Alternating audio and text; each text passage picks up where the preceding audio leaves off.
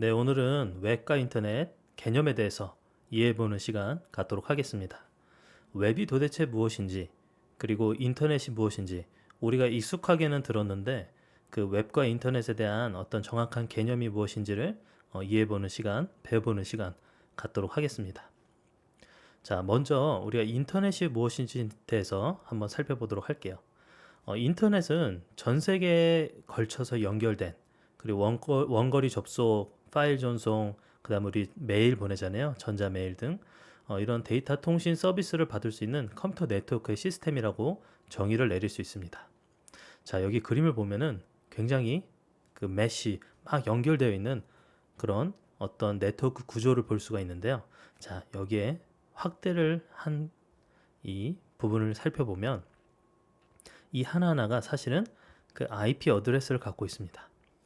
우리가 이 IP 어드레스가 있어야지 인터넷을 할 수가 있는데요. 우리 한 사람 한 사람 여러분들이 사용하고 있는 그 컴퓨터도 이 IP 어드레스를 가지고 있습니다. 예를 들어서 우리가 어떤 우편물을 전송할 때 그 해당하는 집에 주소가 있어야지 우리 택배 아저씨가 잘 택배물을 전달을 시켜줄 수 있잖아요. 그런 것처럼 인터넷도 지금 현재 컴퓨터가 현재 어드레스가 무엇인지, 즉 IP 어드레스가 무엇인지 알고 있어야 서로 네트워크 통신을 할 수가 있게 되는 겁니다. 그래서 한 사람 한 사람 컴퓨터 한 대 한 대가 다 IP 어드레스를 갖고 있는 것이죠. 근데 이렇게 연결된 걸 보면 인터넷이 굉장히 거대한, 굉장히 방대하고 거대한 그러한 네트워크 구조, 이런 하나하나의 IP 어드레스가 서로 연결되어 있는 이런 구조를 가지고 있습니다.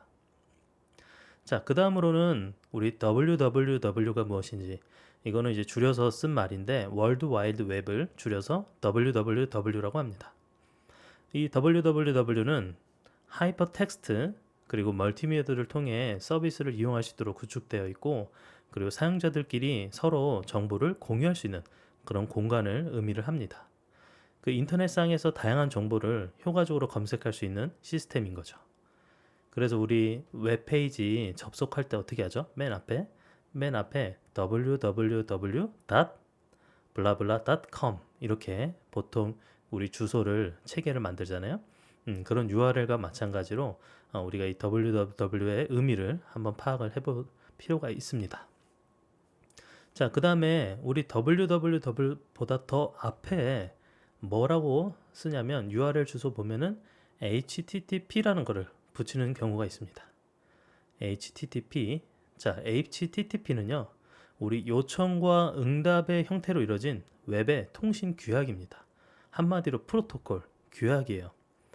그래서 이거에 대해서 우리가 서로 약속을 하고 그 약속대로 서로 통신을 하는 거죠. 서로. 자, 근데 어떤 구조로 보통 이루어져 있냐면 웹 서버와 클라이언트로 구성이 되어 있습니다. 그 서버와 클라이언트 이렇게 두 가지로 구분해서 웹 서버는요, 클라이언트의 요청을 받고 처리해서 응답을 하는 이러한 구조로 가져가 있고요.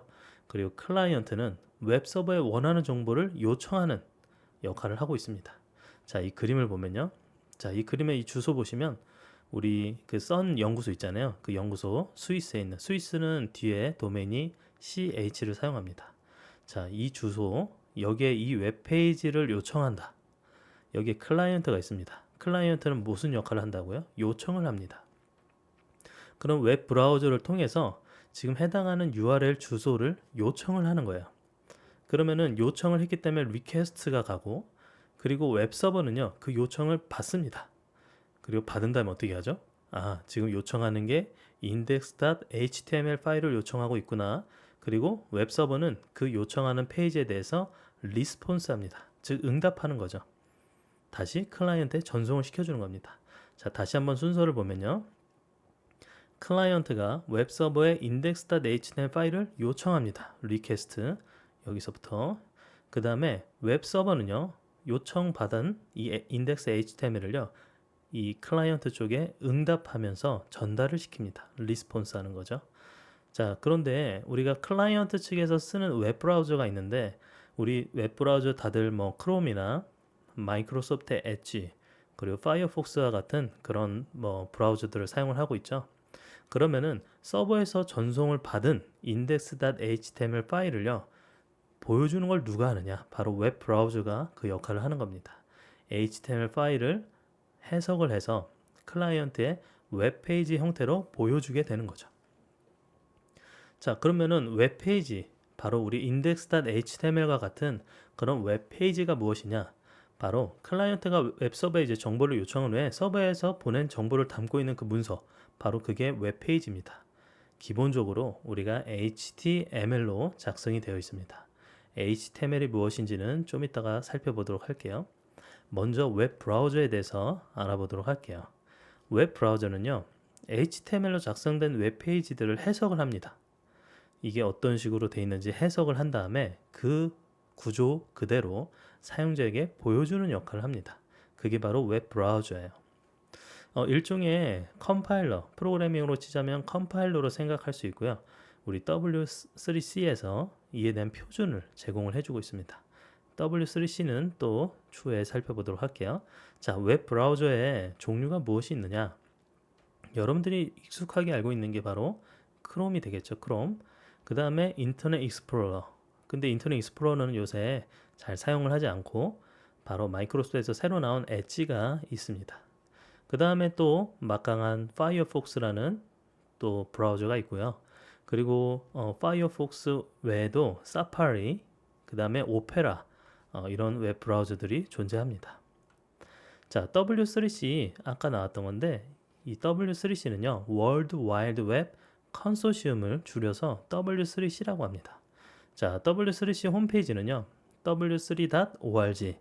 여기서 무엇을 하냐면 이 W3C에서 여러 참여 기관들이 협력을 해서요, 웹의 표준을 개발하는 국제적인 컨소시엄입니다. 컨퍼런스 아니라 컨소시엄으로, 그래서 웹의 프로토콜과 가이드라인을 개발하는 그런 역할을 합니다. 그래서 우리가 이제 배우려고 하는 뭐 HTML, 그다음에 CSS 이런 것들이 다 이 W3C에서 이 표준을 만들어 냈던 거죠. 자, 그 다음에 웹 프로그래밍이 뭔지 우리가 알아보도록 하겠습니다. 웹 프로그래밍은요, 우리 프론트엔드, 백엔드 이 용어를 좀 알아야 되는데, 프론트엔드는요, 말 그대로 프론트, 앞단에, 백엔드는 말 그대로 뒷단에 이렇게 존재를 하는 그러한 각각의 기술이고, 그 기술에 대해서 우리가 좀 정리해서 알아보면 프론트엔드는요, 사용자랑 직접 접속해서 상호작용하는 인터랙션이 일어나는 그러한 실제 보여지는 웹페이지를 개발하는 게 프론트엔드입니다. 그 프론트엔드에서는요, 크게 HTML로 웹페이지의 뼈대를 구성하고요. 그 다음에 CSS로 웹페이지의 스타일을 구성을 합니다. 그 다음에 자바스크립트라는 언어를 이용해서 사용자랑 상호작용이 가능하게 하는 그런 동적인 웹페이지 구성을 이 프론트엔드에서 할 수가 있습니다. 뭐 프론트엔드에서는 이제 주로 이 세 가지 언어가 가장 핵심적으로 쓰이고 있고요. 그 다음에 백엔드는요, 백엔드는 사용자에게 보여지는 부분은 아니에요. 실제 구성 시스템, 그 다음 서버 사이드의 개발, 그래서 여기에는 서버와 관련된, 그리고 혹은 데이터베이스 시스템과 관련된 것들이 이 백엔드에 해당이 되고요. 주로 여기에서는 자바나 파이썬과 같은 언어, 루비, 그 다음에 PHP, SQL 같은 그런 언어들이 사용이 됩니다. 그래서 철저하게 프론트엔드와 백엔드를 구분하고 우리가 개념을 이해할 필요가 있는데, 이것들을 통합해서 개발하는 그런 풀스택이라는 그러한 새로운 또 어떤 개발 방법들도 있습니다. 자, 그 다음에 웹 프로그래밍 언어에 대해서 알아보도록 하겠습니다. 자, 웹 페이지를 구성하기 위해서 주로 우리가 HTML, CSS, 자바스크립트 언어를 사용한다고 했는데요. 이 웹 프로그래밍 언어는요, 바로 이러한 언어들을 지칭을 합니다. 먼저 HTML은요, 우리 하이퍼텍스트 마크업 랭귀지라고 합니다. 보면은 여기에 마크업 랭귀지라고 되어 있죠. 주로 컨텐츠를 담아내는 그런 역할을 수행을 합니다. 그럼 CSS는 여기 보면 스타일 시트 랭귀지라고 되어 있죠. 얘는 프레젠테이션, 표현을 위해서, 스타일을 위해서 사용을 하고요. 그 다음 자바스크립트는 프로그래밍 랭귀지입니다. 얘는 이제 behavior, 어떻게 이 서로 상호작용하고 행동을 할 것인지에 대한 그러한 정의를 내리는 언어라고 볼 수 있습니다. 우리 상세히 알아보면요. 먼저 HTML은 하이퍼텍스트 마크업 랭귀지인데, 웹페이지를 작성하는 언어, 여기에 컨텐츠를 담는다, 뼈대를 구성한다, 이렇게 생각을 하시면 되겠습니다. 근데 HTML의 우리가 핵심이라고 할 수 있는 게 뭐냐면 바로 하이퍼텍스트예요. 링크가 달려있는 텍스트. 여러분들 잘 생각해 보면은 우리가 웹페이지에서 뭔가 링크를 누른 다음에 다른 웹페이지로 연결되는 이러한 구조로 각 웹페이지가 구성이 되어 있잖아요. 이런 링크, 이 링크가 이 하이퍼 개념의 핵심입니다. 그래서 우리 HTML은요, 어쩌면은 그 웹페이지 간의 연결을 잘 정의하는 그러한 부분이 중요한 요소라고 볼 수 있습니다. 그리고 이제 마크업 랭귀지인데요. 마크업 랭귀지를 표현할 때 그 태그 기호가 있습니다. 꺽쇠로 표현하는 이런 태그 기호가 있는데요.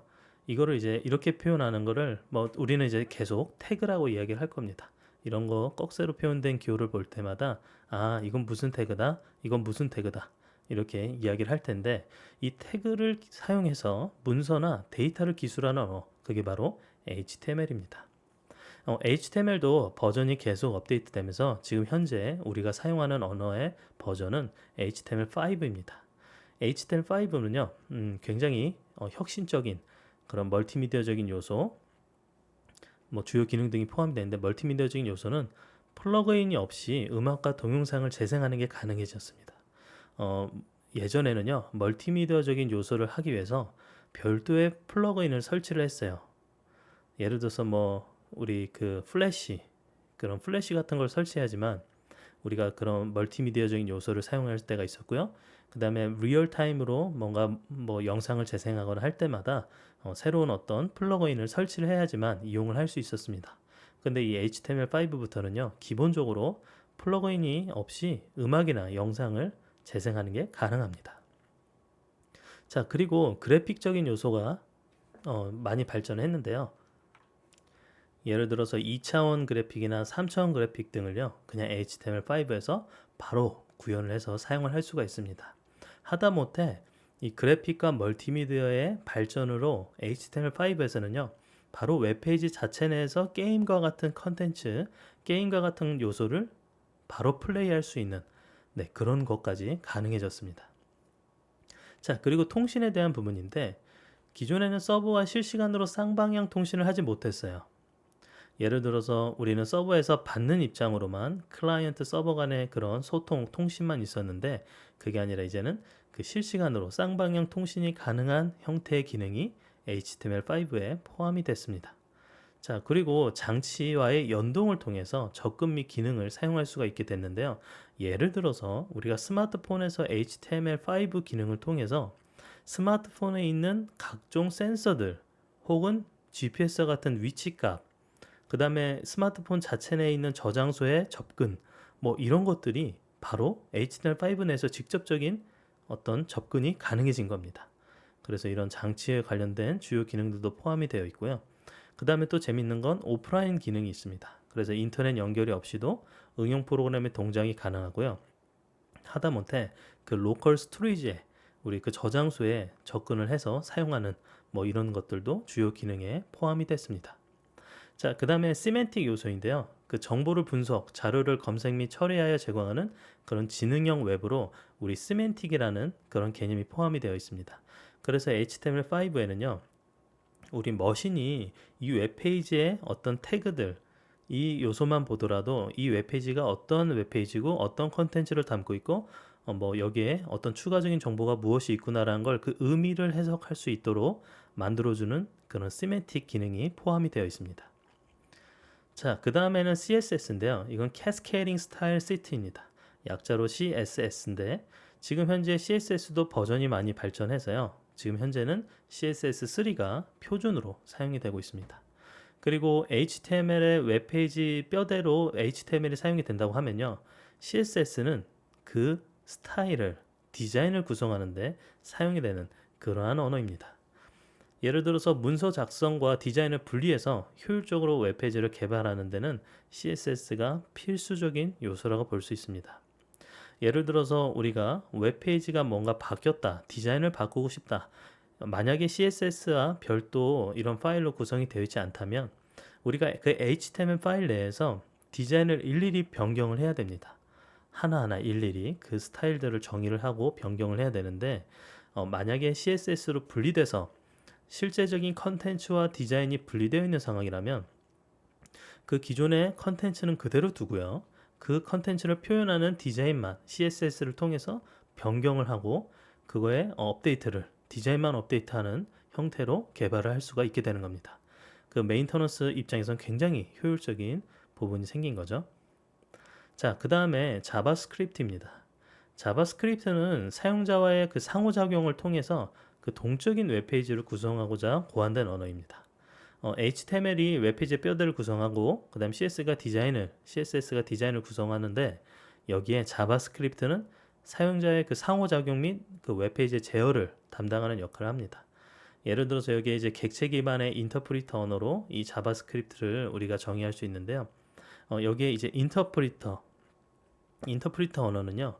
여기에 뭔가 컴파일 과정이 필요 없이 우리가 스크립트잖아요. 스크립트 언어라고도 하는데 그 따로 컴파일 과정이 없어요. 그래서 우리가 그 언어를 그대로 그냥 바로 실행해서 살펴보는데 사용을 할 수가 있는 거죠. 그리고 여기에 자바스크립트에는 구조적 프로그래밍, 그다음 함수형 프로그래밍과 같은 그러한 언어들의 특징을 지원을 해주고 있습니다. 그렇기 때문에 좀 더 편리하게 사용을 할 수가 있게 되는 거죠. 자, 이렇게 해서 우리 웹과 인터넷 그 핵심들, 그 개념들에 대해서 우리가 파악해보는 시간 가져봤습니다.